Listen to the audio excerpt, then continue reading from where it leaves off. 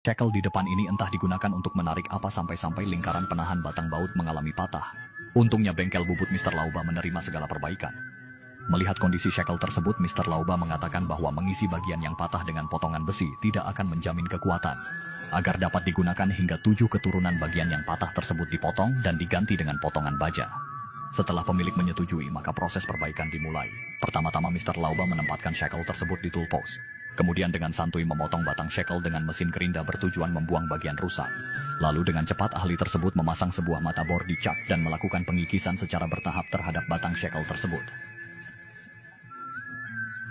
Setelah menyelesaikan pengikisan dengan mata bor, lingkaran shock pun terbentuk sempurna. Agar anting shackle pengganti mampu menahan beban hingga 5 ton, Mr. Lauba berencana membuatnya dari potongan poros. Bahan ini dipilih karena batang poros umumnya dibuat dari proses penempaan, jadi kekerasannya hampir sama dengan shackle tersebut. Setelah melakukan pengikisan selama 5 menit di mesin bubut, diameter lingkaran sambungan memenuhi ukuran yang diinginkan. Selanjutnya dengan keahlian tingkat 8 dan pengalaman bertahun-tahun, pembentukan anting shackle dilakukan secara teliti. Pergerakan mata pahat seakan senada dengan pikiran Mr. Lauba.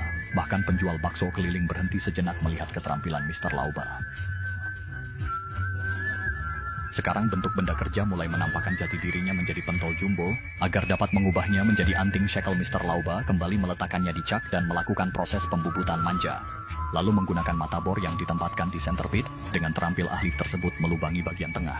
Agar lubang yang dibuat menyerupai lingkaran aslinya, perlu memperbesar menggunakan mata pahat.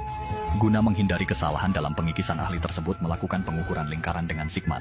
Setelah data ukuran memenuhi standar penggunaan, dengan santuy ahli tersebut mewarnai permukaan dan melakukan proses pembuatan ulir.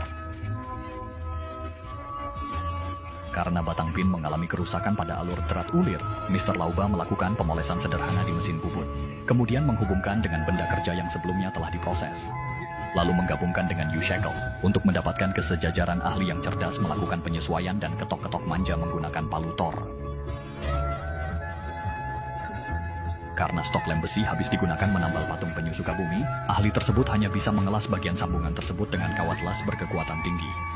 Agar tampilan shackle halus mulus seperti aura kasih, maka perlu memolesnya dengan mesin gerinda dan menyemprotkan cut spray limited edition yang berfungsi menghindari gigitan kayap dan tikus. Setelah melalui proses panjang, shackle tersebut telah diperbaiki dan siap digunakan kembali.